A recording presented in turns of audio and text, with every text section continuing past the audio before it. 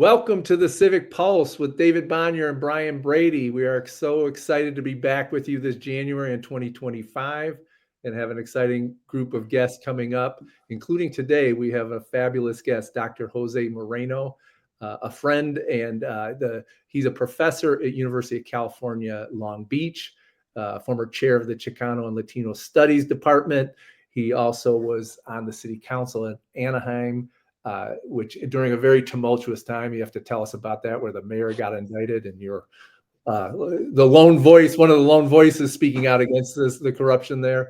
And also you and I are friends with one of the best educators in the country, Superintendent Mike Matsuda, and you served on the school board for that district that to me is really showing the way of where schools should go in the 21st century. And Jose, you're an activist on immigration issues, and we want to dive into that. So just welcome to the show. Thanks for being here. Thank you, Brian, and thank you, David. It's good to virtually meet you, David. Nice to meet you virtually, and it's good to hear you. I'm looking forward to a little discussion here. Thanks for all your service to your community. I appreciate that, David. Thank you. Before you got on, David, I'm trying to talk Jose into running again. So you can also give some electoral advice to run. You've run a few times for office.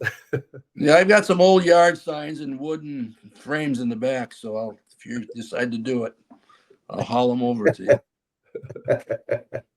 I was telling Brian I'm detoxifying still from my city council runs. Oh yeah. City council stuff. You're right there, right? Yeah. The community. Yeah. And school boards. What is it? Ross Perot once said that after running for president, the hardest politics he ever experienced were education politics. So he said it was even harder than presidential politics. So, Brian, one quick correction. Otherwise, my colleagues will really skewer me at Long Beach. It's California State University, Long Beach. California State University, Long Beach. Yes, because University of California is a different animal for us in California, and so my colleagues would not let me live it down if I didn't. That's a true Midwestern mistake there. Like it's all just California. Right. No worries. Check in on the fires. You're south of where the fires are, Jose. But how are you holding up? And what's any news from you're a lot closer to this huge tragedy?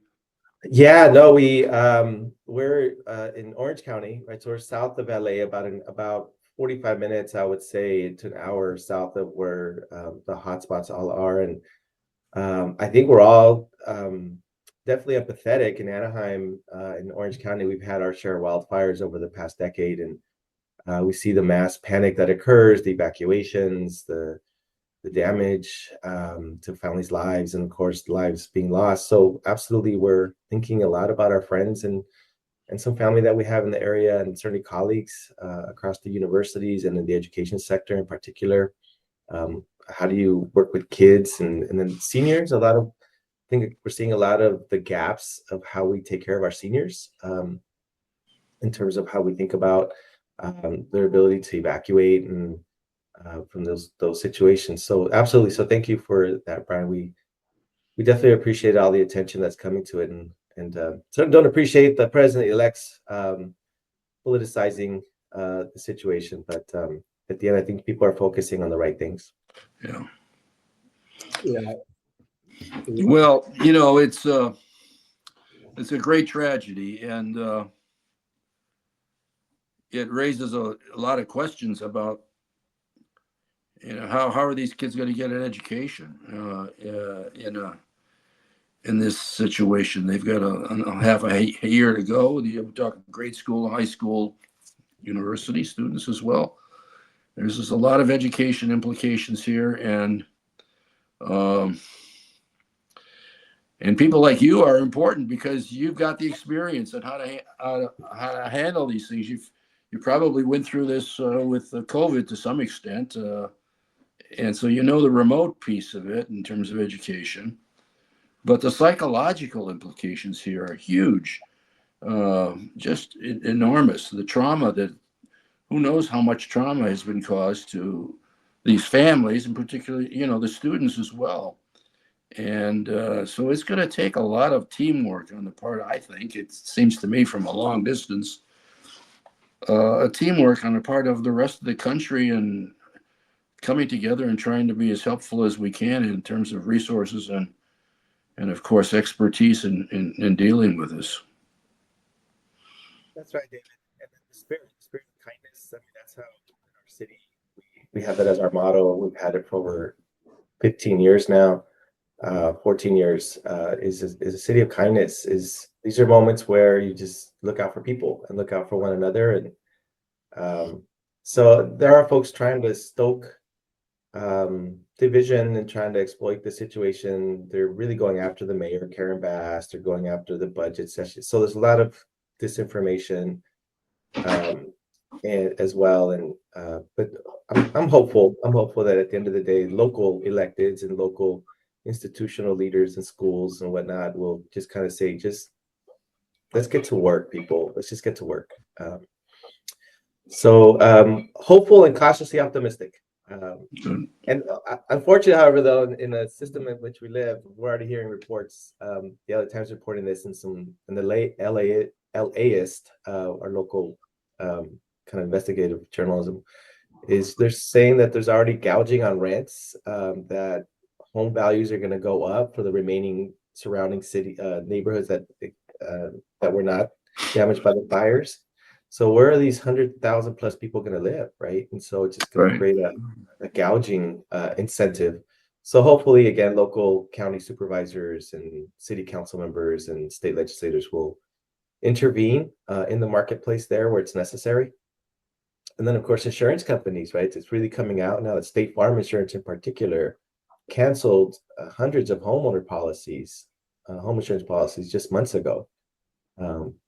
In anticipation of something like this. So sometimes you just gotta, something so tragic can maybe expose all the gaps and how special interests have gamed the system. Yeah. Jose, Unfortunately.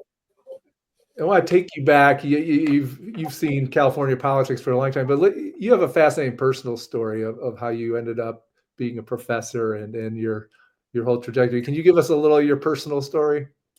Sure. So my family migrated to the U.S. when I was 4 years old from Sinaloa, Mexico. Sinaloa is the state. It's the second state down from Arizona.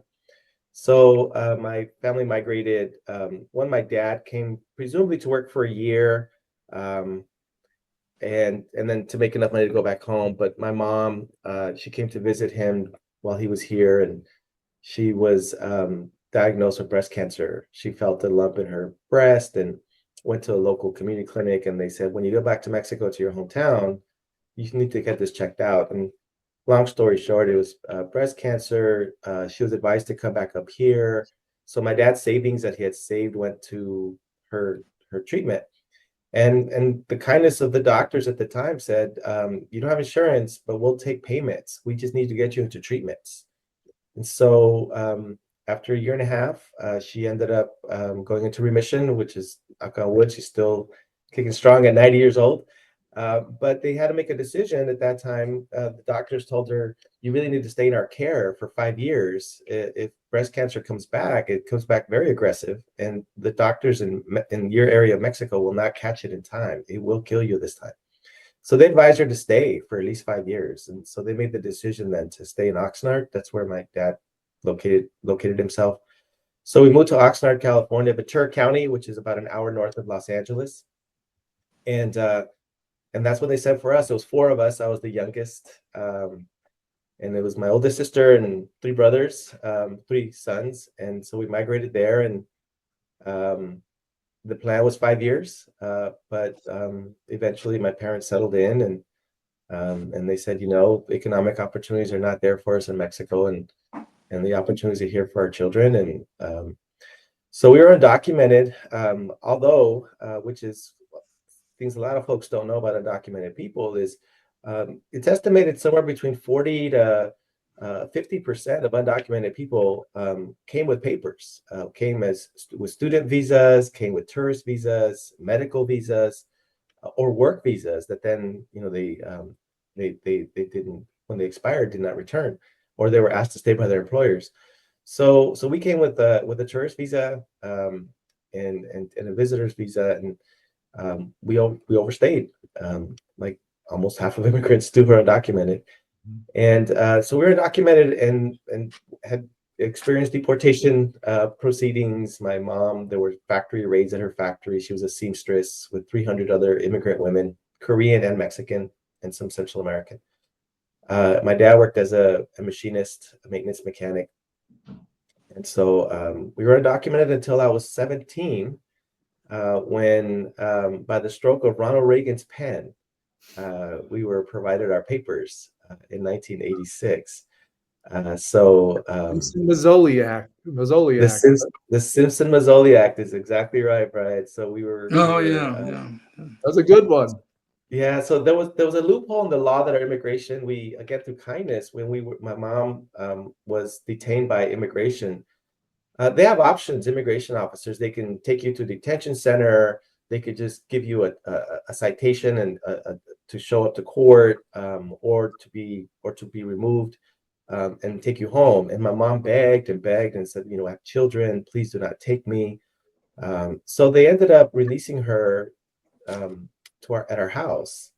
And well, the way we were raised, which is I think the way many undocumented children are, is you don't answer the door, you stay hidden in the shadows, you just do not. In fact, when they enrolled us in school, my sister was a middle school student. She was 11, my brother was 10, sixth grade. My second brother was a third grader at that point. He was 8, and then I was about to start kindergarten. So a lot of the work in immigrant communities the knowledge comes from the community itself. So they got advice, especially in Oxnard. There were a lot of raids in that time in the early 70s, mid 70s. So they were advised that all the children should be in different schools. And the advice was given because they said immigration does show up at schools, and they do park their vans right in front of a school, and they'll profile. And they'll ask people for papers. They'll start asking questions to get probable cause. And there were instances where they went into schools. And so the advice from the coworkers and a couple of close friends that my parents developed, they said, put your children in different schools, because if they show up to one school, at least they don't take all your children. Oh, So it's, and when you're an immigrant child, you almost think that's normal, right? Because you just don't know. You just think so. So the advice was, and when the kids get home, they should close the curtains, put on the TV. We had a little TV from the swap meet, so we could watch cartoons in English, so we could learn English. Don't answer the door. It wasn't stranger danger, don't answer the door. It was do not answer the door, because we don't want anyone to know that we even exist. So we were quite hidden. Eventually, I convinced my parents to allow me to play Little League. And part of it was saying that that's what American children do. So the goal was assimilation as quickly as possible. So it's just integrate to the community and just become part of it, so that you don't arouse suspicions at some point, because you can speak English well. And so that was the goal. It's a huge assimilation project to get us integrated so that we don't arise suspicion. So it was going from hiding to be a very good student, speak really well English really well. And that was our process until Ronald Reagan through Simpson-Mazzoli. If I make a quick short story on Simpson, I had a chance to, through all that process, through getting our papers, my sister was at UC Irvine. When she enrolled, she was undocumented, and she was a National Merit Scholar. She actually was the valedictorian of her school, but it was taken away from her because a teacher protested and said that she had an ESL class and that shouldn't count. So the teacher was lobbying for a white student who did very well as well. But my sister had the higher GPA, but they took away the valedictorian status and gave it to this other student. My sister became a salutatorian. But nonetheless, she got a full ride to go to UC Irvine. And when she arrived, including housing, we moved her in, and my parents were really scared but proud. She wanted to be a doctor. And halfway through her first quarter there, she got pulled into the financial aid office, and they said, "Hey, we're missing your social security number on your financial aid documents." And she says, "Well, I don't have one." And they said, "Well, you're required to have a social security. This is for legal residents." And and citizens, are you not a legal resident? She goes, no, we're undocumented. I don't have a social. So they threatened her with deportation, the officials at UC Irvine at the time, unless she paid all the money back. And they took all the money away from her. So she ended up having to leave the dorm, couch surfing, what we now know as couch surfing, with housing insecurity for her students. She had to leave school for a quarter to work full time to pay the money back. And so she ended up graduating in 6 years, and then got her papers when we got our papers in 1986. And she went on to UC San Francisco, considered the nation's best medical school above and beyond Harvard and Yale, and is now an obstetrician gynecologist at the University of Arizona's Medical Center, working in local community clinics and the medical center with largely immigrant women. And my brother Juan, he same thing. He was undocumented when he started UC Irvine, and now he's a physician at Kaiser Permanente in Sacramento, where he started a Latino healthcare clinic targeting Spanish-dominant patients in the region. And we lost my older brother, unfortunately, to drugs, and he got involved, swallowed by the streets. So we lost him to drugs 24 years ago. And then I get to sit here with you guys. The parents must be pretty proud of the success of those kids, though, and pretty amazed. They are super proud, but they make sure that our heads don't get too big. So they remind us that we still didn't often pick up our rooms and clean our rooms when we were supposed to. But I did want to share that when I was at Harvard, I did my master's and my doctoral work at the Harvard School of Education. And while I was there, my wife and I, when we met there, Lorena, we both ended up meeting there, and she also was undocumented, also got her papers through the Simpson-Mazzoli bill, the amnesty bill of 86, IRCA. So we met there, and we went to a talk at the Harvard Kennedy School by Alan Simpson. He went to give a talk. So there's a reception after that you get access to as a graduate student. And we went up to him, and he said, "Oh, nice to meet you." He said, "Senator Simpson, we want you to know that we're your children." And he looks at us with this strange look, looking around, who are these people? We said, we're the children of IRCA. Because of your advocacy, your co-sponsorship of this bill, we are able to be here. And he just started tearing up, and he called for his wife, and he pulled us to the corner of the room and just said, "Tell me your story." And he shared with us that he received death threats. He was the vitriol that he saw. And he says, "I couldn't believe it. I couldn't believe when I uncovered that I didn't know," he said, "and I was ashamed to not know how many millions of people were living in fear in our country, who couldn't exercise their basic freedoms and rights as people in our country, who were just working hard." And he was just in tears, and his wife was in tears. And he said that it was quite a moment for him, because he said the vitriol that they went through. But he said it was worth it. He said it was worth it, right? And even you were in Congress then, and Simpson served in the other. Oh, yeah, I served with Simpson. Was quite a guy. He had a great sense of humor, and he was fun to be around. And he wasn't afraid to take a path away from his colleagues when he believed in it. So, yeah. And then Ron Mazzoli was from Kentucky, and he was a good Catholic, and he believed in those kinds of things in terms of what the progressive Catholic community taught and believed in. So they came together, and they were the main sponsors of the bill. But when I think back on my own family and my own neighborhood, I was raised in a Polish and a Ukrainian neighborhood in a little enclave in the middle of the city of Detroit called Hamtramck. When I think back on the history of immigrants in this country, it's always been a lot of fear. And before the immigrants that I'm talking about, the African American community, the African community that came here and were slaves. I mean, this is a country that has had always a lot of people under fear because the law was off kilter, or there was no law. And so it's great to hear the story of your of your family, and in the fact that you've had two of your siblings became medical doctors. That's quite an enormous accomplishment, and we just have to, Brian and I have been involved with the war in Ukraine right now with Russia, and we get the fear from the Ukrainians in terms of what they're up against. Not that they're fearful people; they're strong, tough, smart people, and they've held the Russians to basically a draw here in this war, with horrific numbers of people have been murdered and killed in this thing. It's over a couple 100,000 dead. The reason I'm saying all this is that all engenders trauma.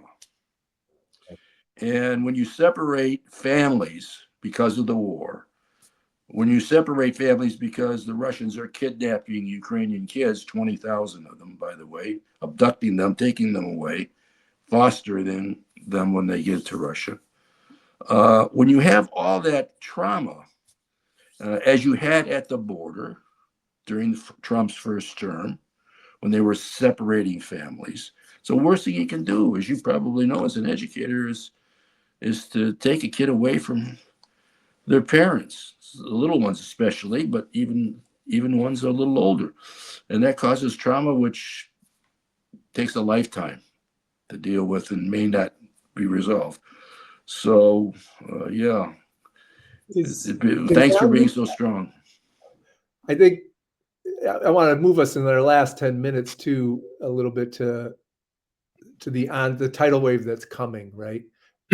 And Jose, you've dealt with Obama deported more people than any president in the last 40 years, right? So this isn't a completely Democrats wear the halos on this. But what organizing is happening now? What should good progressives be doing now to mobilize themselves to support immigrants over the next 4 years?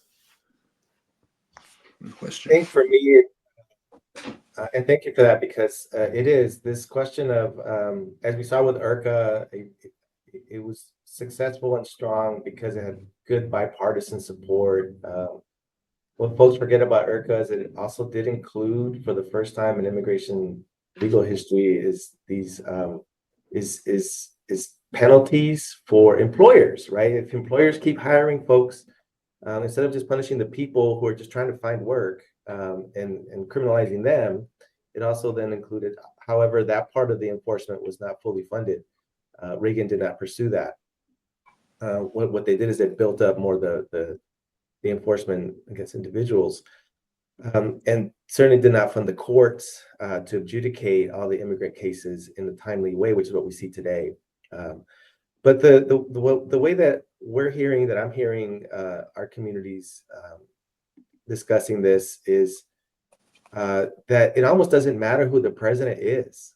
We've just gone through this every cycle. Bill Clinton signed the 1996 Immigration Control Act as well, that just really increased and doubled down on resources around immigration enforcement, border patrol, and of course George Bush the first or the second, and then Obama. So they've all just kind of kept building the infrastructure over the past 30 years, unfortunately.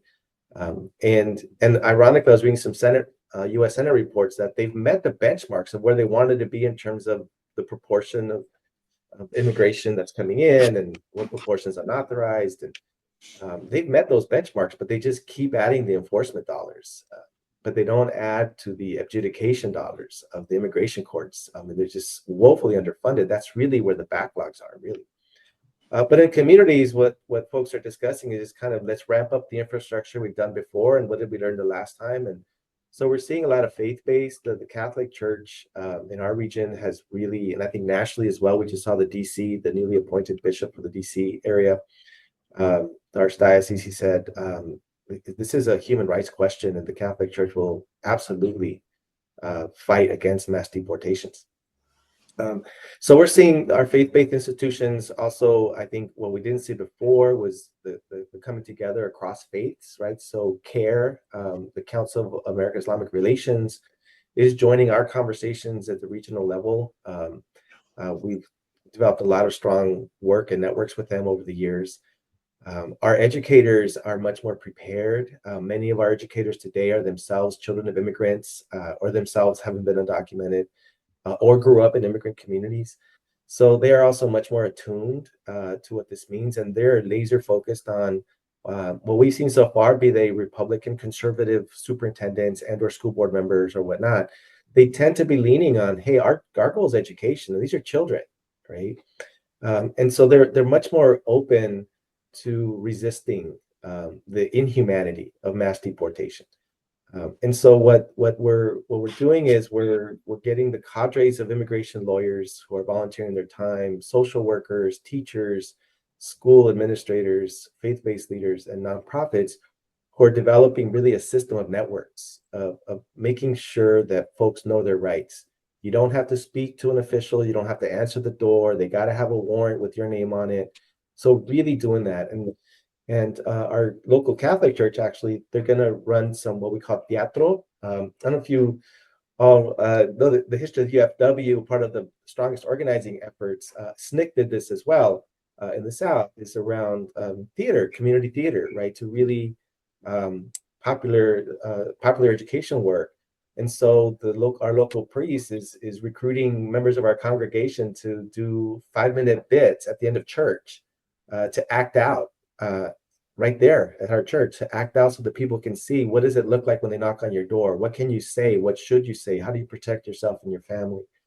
The kind of more sadder I think really I mean, if you don't smile, it's like cry now, smile now, cry later. Is a lot of the things for us is that we're having to have the difficult conversations again with families about preparing themselves for potential deportation proceedings, which is one, you need to have a power of attorney letter ready.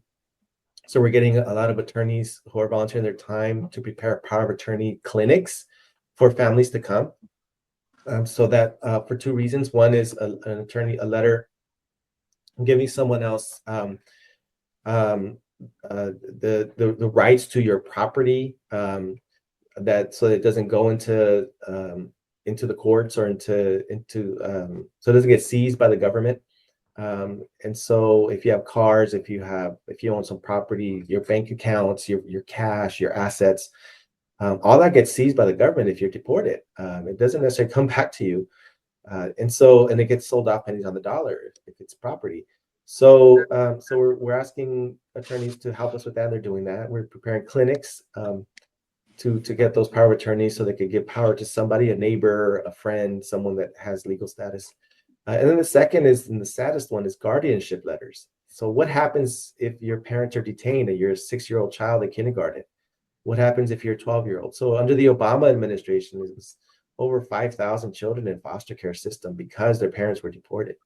And it's been tens of thousands over the history of this process. So guardianship letters say who can take guardianship of your child so that they don't get put into social services, child welfare, where they get lost. So the separation of families is going to happen. The question is, if you have a guardianship letter, then immigration officials, by law, should then allow those children to go to, if they're citizen children or legal resident children, to go with an adult that's identified by their family. So we're having to ask families to prepare themselves for that. So almost estate planning for undocumented people. The other thing that's tricky, and I think most folks don't understand about this, Brian and David, is the millions of households that are in mixed status households. And that's the part people don't really understand. They don't understand that there's 6 million children in the United States that have at least one undocumented parent. So if you do this, right, let alone the fear, the trauma, David, that you mentioned, but that in fact, you're a US citizen child and your parents might just say, we're going to have to leave you here, which is what the czar, I guess they're officially calling him the border czar, Tom Honan. Mm-hmm. He's saying, look, the government's not going to separate the family will decide if the children go back to El Salvador, to Mexico, or to the Caribbean. And that's not our decision. That'll be the family's decision. And likens it to a DUI. It's just so insulting and degrading. And so those are the preparations we're making, Brian, is around education, preparing people around knowing their rights. And interestingly, our schools are the place where our families, they trust our schools the most. And our school officials, they really are stepping up. They're putting out resource guides. They're sharing links with nonprofits, and they're saying, how can we be more helpful? And what they're going to do is that they all said publicly, we're not going to defy the law. Federal law is federal law. We're not going to do that because that jeopardizes the entire enterprise. But they said, but we will make sure to ask for a warrant. A local superintendent here said, if immigration officials come onto our campus, I will not allow them to speak to any child unless I'm physically present as a superintendent. So the official will have to wait for the superintendent to arrive. And she said, I will take the long way there, right? And she also said, we're going to ask, we're going to verify any federal warrant that's put out. We're going to take our time to verify that they are legitimate.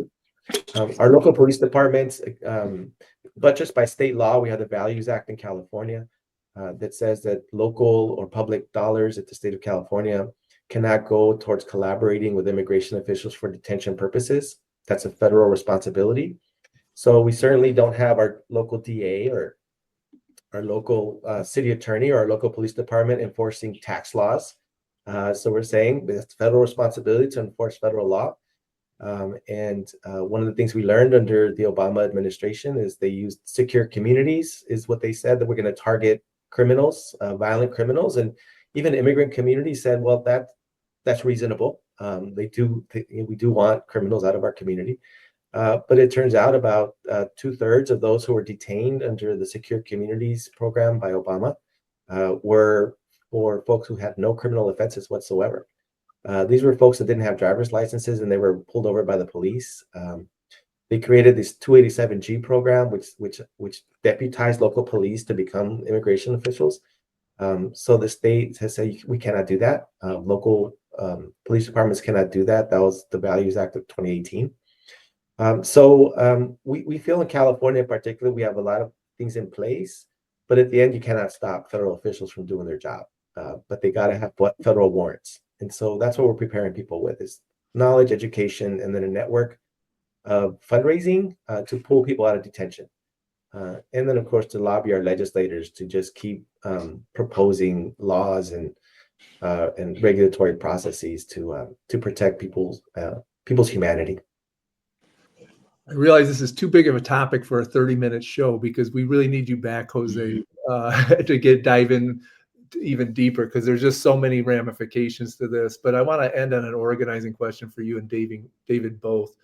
You both are great organizers, and it seems like the power analysis that shows a ray of hope might be around faith-based communities applying pressure on both Republicans and Democrats. And Trump's victory in part is due to some of those faith-based communities and and even if you look at the Supreme Court, I think we have 6 Catholic justices.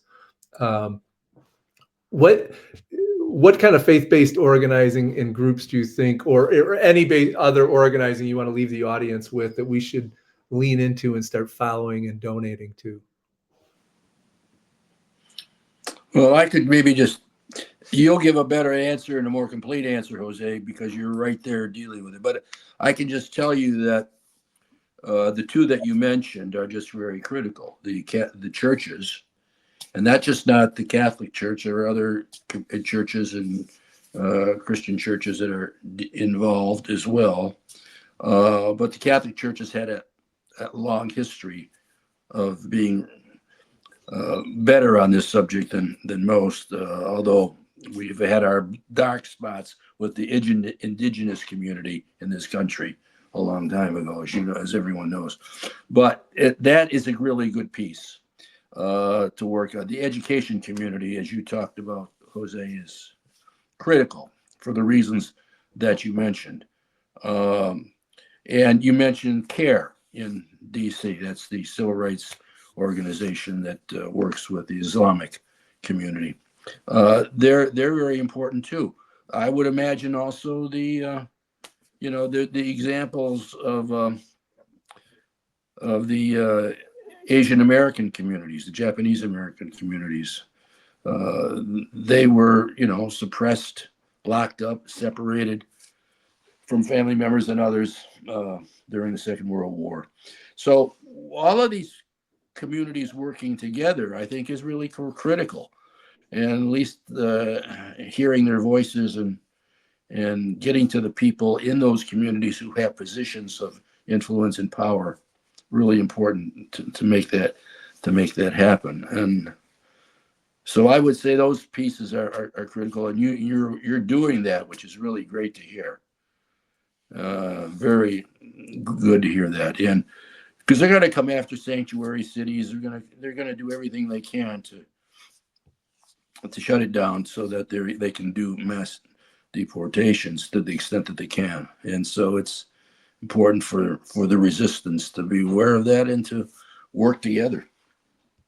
Local unions are another one that I did fail to mention, and they can be extremely important in this effort. Yeah, there's two pieces there, David. I completely agree. I would in particular civil rights work, uh, folks from the Jewish community came very strong in supporting civil rights. In fact, a lot of the lawyers and attorneys working with Jewish communities served as the civil rights lawyers for a lot of the work that we've seen in the Southwest and the South, of course. So I think that that's something that I think is gonna be really important to us locally. Is how do we bridge the divide because of foreign policy that has now occurred amongst different faith-based groups? Um, will we be able, and I'm hopeful and cautiously optimistic we can and we will, that locally level, the domestic level, that across faiths, folks will come together in our common humanity, at least here locally, where we might disagree on foreign policy. Certainly, there's a strong history of the Jewish community as well as the Muslim community and the Catholic community and the Christian community to come together around civil rights questions. So I'm hopeful there. I think on labor, I'm a little bit worried. It's when one starts to read deeply the history of the United Farm Workers and Cesar Chavez, for example. They did fall prey to the rhetoric of that, the undocumented immigrants become scabs, they become strike breakers, they lower wages, kind of what we're seeing in the contemporary rhetoric that was targeting African American men about jobs and the economy. Unfortunately, historically, parts of labor have fallen prey to that. And to some extent, we saw that in the recent election, right, where a lot of labor on the ground, labor frontline folks went with Trump because they just felt immigrants are taking their jobs. They fell for the rhetoric. So I'm hopeful that that many of the folks who work in labor who also attend church or synagogue or a mosque will be listening to that faith-based question about themselves, and also the economy, right? And how we work locally. I do think the piece that I'm hopeful, but so far somewhat disappointed, is that the role that local elected officials play is really important as well. And that they're the ones that really can garner cities, right? The faith-based groups in cities, they can provide more budget and support for nonprofits. They can partner with schools, with the city attorney's offices and the county attorney's offices to just really create a really strong resistance, rational resistance, I'll say, to and a radical pragmatism to saying, we can defer on we don't like the rhetoric, but at the end, I think, and I'm hopeful that we all can unite around opposing mass deportation. That becomes indiscriminate. It becomes unconstitutional. It certainly goes against our values. And I don't want to put economics at the front and center, which is what I'm worried about, that we're only going to save our immigrant communities by talking about their economic worth, that their bodies are labor, so we should keep them here. I think a lot of folks know that's going to be a traumatic hit to our economy. But I really hope the faith-based groups can help us center the humanity of this at the end of the day, right? At the end of the day, we're coming out of Christmas, honoring an immigrant child an immigrant household Mhm. who traveled without papers. And so that's my hope, that this can actually be an organizing moment that might regenerate of values that I think we've lost. Sometimes you got to hit rock bottom before you can rise again. And maybe this is that moment where that we hit rock bottom and people kind of get jolted back into who are we really, who do we want to be. That's a great place to end it. And I agree with centering our organizing around humanity and not economic widgets, et cetera. That's a good place to leave it with our viewers too. And Dr. Jose Moreno, thank you so much for joining us. We hope you'll come back in 6 months or so and check in, and hopefully the organizing will be winning some victories at that time. But really appreciate your time today. So thanks for joining us on David and I on the Civic Pulse. Thank you. Thank you, Brian. Thank you, David. Thank you. Take care.